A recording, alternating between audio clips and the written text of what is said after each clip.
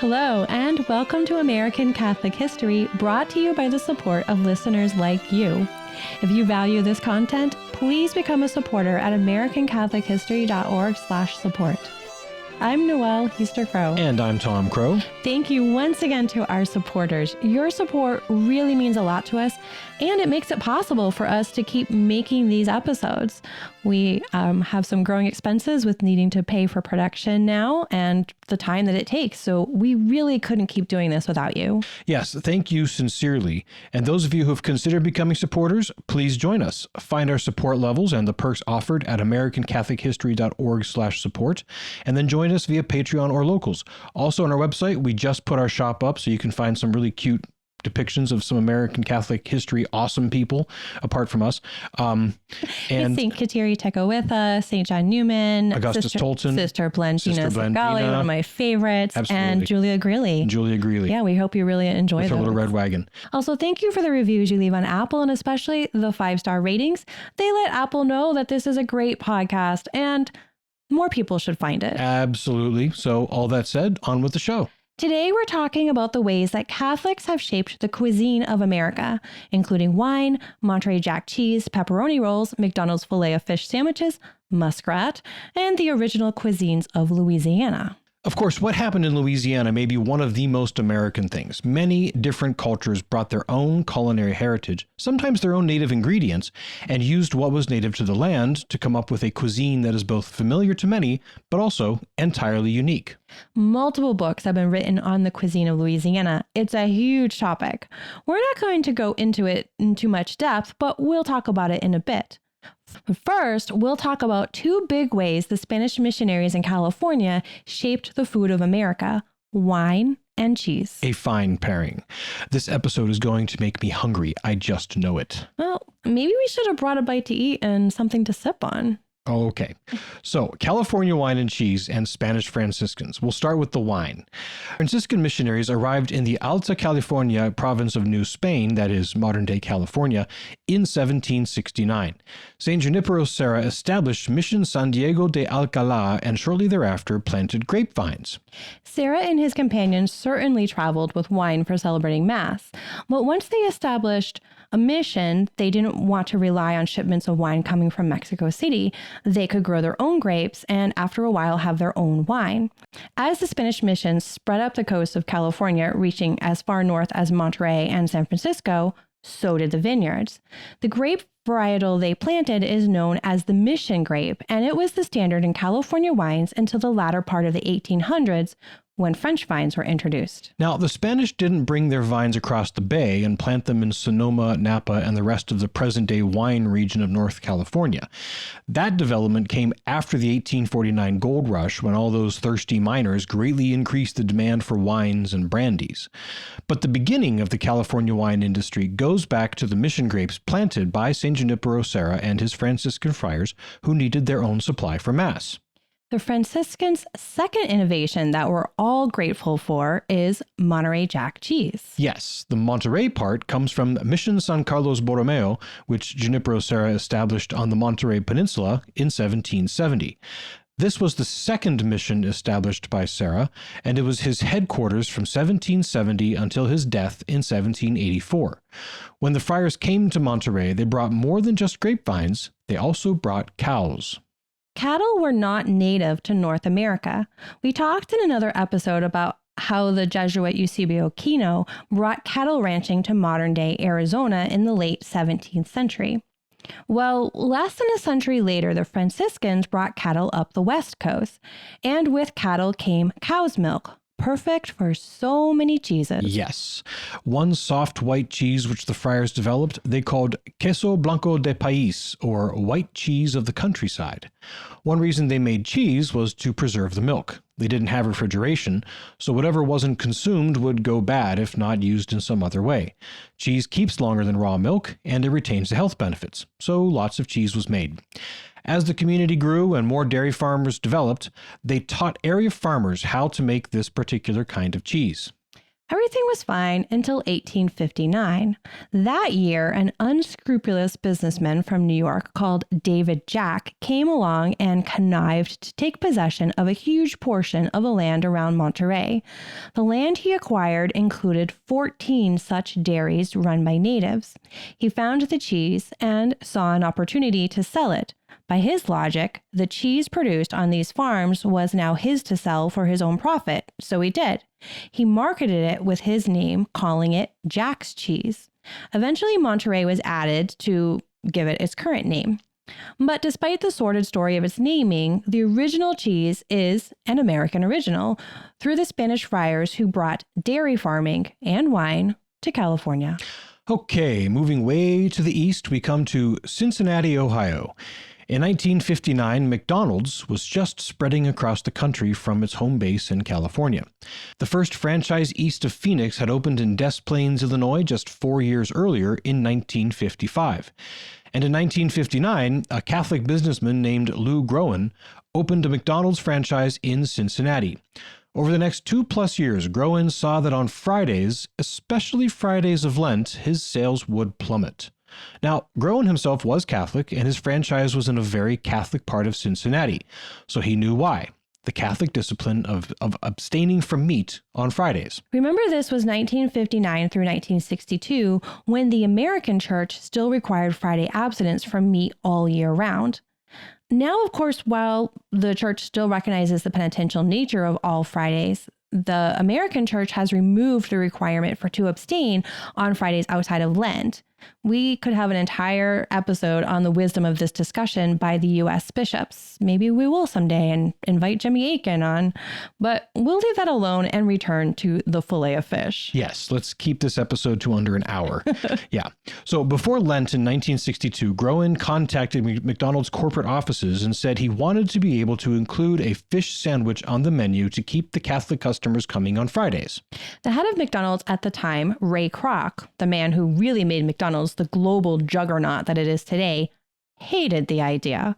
He told Groen that he didn't want his restaurants to smell like fish. Kroc told Groen to go with an idea he'd come up with instead, what he called the hula burger. The hula burger was, and I hesitate to say this in a family podcast because it just sounds wrong and offensive, a thick slice of pineapple breaded and deep fried and put on a bun with a slice of cheese. Ugh. Might as well put pineapple on pizza. It's just an affront to good taste and sense. Hey, I like pineapple on pizza. I know. You also like the Red Sox and the Patriots, but I love you anyway. Yes, because I'm marvelous like that. Mm-hmm. Well, thank you. Anyhow, Groen suggested that they have a little competition. They would put both items on the menu one Friday in Lent, and whichever one sold better would remain. Kroc went for it. The result wasn't close. Groen's Filet-o-Fish far outsold the hula thing, I can't call it a burger, by a score of 350 to 6.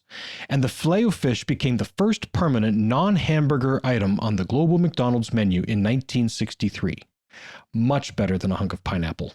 Well, on a bun, yes, probably with American cheese, yuck. But pineapple on pizza with ham? Delicious. Yeah, I love you. Anyhow, our next Catholic culinary delight is one that I grew up with in Northeast Ohio, and I kind of figured everyone else grew up with it too, but I've since learned that that is not the case. This is the delicious and oh so simple pepperoni roll. Well, I grew up in Massachusetts, and I didn't know about them until I moved to Steubenville. I know, that just astounds me because the pepperoni roll is so simple. It's just a breadstick stuffed with pepperoni and then baked. As it bakes, the pepperoni cooks and the fats render and take the oil and some of the spices go into the bread. It's just, a good pepperoni roll is just tough to beat. Well, that was the point. The pepperoni roll was originally baked by Italian immigrant Giuseppe Argiro in 1927. Argiro came to the U.S. from Calabria in Italy to work in the coal mines. Loads of Italians had come to north central West Virginia to work in the mines, and those miners would often have a stick of pepperoni or salami along with a loaf of bread for lunch. Argiro opened Country Club Bakery in Fairmont, West Virginia, and decided to combine the two. The pepperoni roll at 45 cents per dozen was a sensation. With a pepperoni roll, the miners could just take one substantial loaf with them into the mine, and at lunchtime just chow down, getting all the protein, lipids, and carbohydrates they needed to keep going. The pepperoni roll became so popular that it spread throughout the state and, as I said, into border regions around West Virginia. Then, in 2000, the pepperoni roll went national, if you will. The U.S. Army began to include it as an option in MREs, the meals ready to eat that they give to soldiers. In fact, the pepperoni roll proved to be such a great source of essential nutrition in a tiny package that the Army made it a staple of the food rations given to light infantry, airborne troops, and special forces. Well done, West Virginia. Well done. Argiro's original country club bakery is still in operation in Fairmont, West Virginia, and it still pumps out its original simple pepperoni rolls, as well as many varieties with other ingredients packed in like cheese, peppers, those sorts of things. Oh, I'm just getting hungry thinking about it. And as of 2021, the pepperoni roll is recognized as the official state food of West Virginia. Moving northwest a little ways, we land in Detroit, and we come to a story that has something in common with the Filet-o-Fish. Yes, meatless Fridays. But whereas the solution that Lou Groen came up with is delicious and appealing, the solution these early settlers of Michigan came up with is not. Hey, well, I mean, some say it's quite delicious, or at least an acquired taste. It's just not one that I'm planning to acquire. No, neither I. Judging by how it's prepared, anything could be made palatable if it's cooked for that long with garlic, onion, salt, and other spices. But let's not keep our listeners waiting any longer. As we said at the very beginning, this is muskrat. Yes, the marsh-dwelling rodent that is described as a cross between a beaver and a rat. In the 18th and early 19th centuries, the muskrat lived in large numbers along the banks of rivers and creeks throughout southeast Michigan. When fur traders moved beyond the city in the later 18th century, they faced food shortages due to the harsh winter months. Back then, Catholic practice strongly recommended abstaining from meat throughout the entirety of Lent, not just on Fridays. We've gotten so soft. I know. So, but the people of Michigan, they asked for a dispensation to eat the only consistent and abundant source of nutrition available to them, muskrat. Starvation would not have been preferable, I'll admit, but my goodness, that is a sacrifice of a different sort. The pastor in Detroit at the time was our old friend, Father Gabriel Richard. We told his incredible story a long time ago. He was a remarkable man, and we hope that he will one day be canonized. His cause isn't officially open yet, but the Archdiocese of Detroit is in the beginning phases of applying to open his cause. Which is wonderful. Yes. Father Richard was sympathetic to the plight of the people, so he petitioned Bishop Carroll for a dispensation, and the dispensation was granted. Henceforth, and to this day, Catholics in that part of Detroit may eat muskrat during days of abstinence. The Captain and Tennille song, Muskrat Love. Anyway, yeah. And surprisingly, some still do, even with the advent of modern farming, fishing, refrigeration, and transportation, which mean that the grocery stores are chock full of low-cost, high-protein options like seafood and various vegetables. Some people still eat muskrat. Yes, some still do. It's obviously more of a tradition thing nowadays than a necessity, but some parishes in that part of Michigan have muskrat dinners during Lent, and they sell out. The key, apparently, is in the preparation. First, the musk glands have to be removed carefully. Nick one of those buggers and the whole thing is ruined. Then, once it is demusked, making it just a conventional rat? I don't know. The meat has to be soaked in brine for a long time, then rinsed and soaked again a couple more times. Then, traditionally, it is boiled with lots of garlic and onions and perhaps other spices and things like celery for like 4 hours before finally the meat is fried or roasted with whatever seasoning. In short, you have to completely replace its own native flavor to make it palatable, but still, the thought of eating muskrat just is not appealing. Okay, well, anyhow, before you insult too many more Michiganders... Yes, I'm sure the Carpenters are big fans. Yeah, I doubt that. I think you're going to get a nastygram from Lindsay. Oh, I do hope so. Well, let's move on to our final destination in Catholic American cuisine. This last bit, as we suggested at the outset, is large enough that it could have multiple episodes of its own podcast, and it probably does. This is the food of New Orleans and Acadiana, Creole and Cajun. Yes. So, Catholics first settled in the area in the mid-1600s. But it was a tough place to live. The climate was like nothing they'd experienced. Their native crops didn't grow in the climate or the soil. Food shipments from France were few and unreliable. Without the aid of some natives who lived in the land, they may all have died. But through careful marketing strategies, they convinced more French settlers and other Europeans, including Germans, to come over and find a new life. The Germans were less willing to stick around down in the bayou, so they moved a little ways upriver where the land was more amenable to farming. Eventually, some French moved to the region from French-held islands in the Caribbean, and they brought their African slaves with them. Each of these groups, including the slaves, brought elements of their native cuisines with them. One of the biggest contributions of the French was roux, that marvelous combination of melted butter and flour which forms the basis of so many amazing dishes. Among other things, Africans brought okra from Africa. Slaves also brought cooking techniques from their homelands, and many African slaves were employed as cooks, so they were instrumental in developing what we know as Creole food. Naturally, the local natives contributed their knowledge of local herbs, root plants, and local wildlife that was good for hunting. Eventually, as New Orleans became the fourth largest city in the U.S. and the second largest port, immigrants came from other parts of the world, including Sicily, the Dalmatian coast of the Balkan Peninsula, and even Asia. All of this came together in the kitchens of the growing city of New Orleans. As the city became more prosperous, the taste became more refined, and Creole food was the result. Delicious. But Creole wasn't the only cuisine developing in Louisiana at the time. Outside of New Orleans, up in Acadiana, Cajun food developed. Yes, and this is an important point. Cajun and Creole are not interchangeable. Where Creole was the New Orleans cuisine that resulted from many decades of refined development, Cajun food was what the people who lived out in the countryside ate. We talked about the origins of the Cajun people before when we talked about Charlene Richard.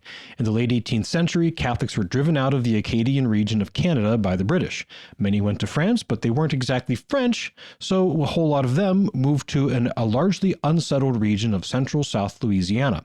Because of this, the region has long been called Acadiana. Well, when these French Canadians settled in Louisiana, they became known as Cajuns. They didn't have much, and they more or less lived off the land, or the sea for those who lived near the water. But over time, they too developed their own cuisine. It also is largely based in roux. They are French after all.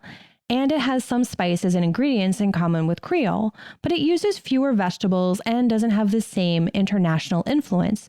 And it is much more simple and rough. Though it is hardly less delicious or worthwhile. Oh, no. Also, like Creole food, Cajun food is an incredibly unique thing that has become known around the world while maintaining its roots among the historically Catholic people of central and southern Louisiana. Man, now I really want to put together that pilgrimage to New Orleans and Acadiana. Yeah, well, we'll have to do some scouting first, but I've got ideas. That sounds good to me. One final comment about Creole and Cajun food that a friend of mine asked me to make very clear. Neither of them is, by definition, really spicy. Many people outside of Louisiana automatically think Cajun and Creole have to be super spicy and burn your tongue. But that's simply not the case. It can be, but it doesn't have to be.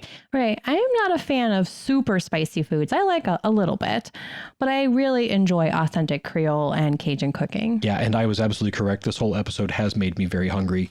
Anyhow, so that's our tour through some of the Catholic cuisines and foods in America. So the next time you enjoy Monterey Jack cheese, a pepperoni roll, a Filet-o-Fish, authentic Creole or Cajun food, or maybe Muskrat, raise your glass of California wine and remember that you're eating an American Catholic original. This has been American Catholic History. If you enjoy American Catholic History, please become a supporter. We've got great perks for supporters like mugs and stickers and books and all kinds of fun stuff. Get information on how to become a supporter and the perks at americanCatholicHistory.org/support. Also on our website, sign up for our newsletter, check out our merch, learn more about Catholic cuisines of America, and see about our upcoming pilgrimages, like we're going to Wisconsin next year, and find other great stories from American Catholic history. We also love the great reviews our listeners leave. Those and the 5-star ratings help others find us. You can also email us feedback, questions, tips for episode topics, and other comments at feedback@americanCatholicHistory.org. You can find us on Facebook at facebook.com/AmericanCatholicHistory, on Instagram at ACH_podcast, and follow us on Twitter at ACH1513. I'm Noëlle Crowe. And I'm Tom Crowe. Thank you once again for joining us on American Catholic History, made possible by listeners like you.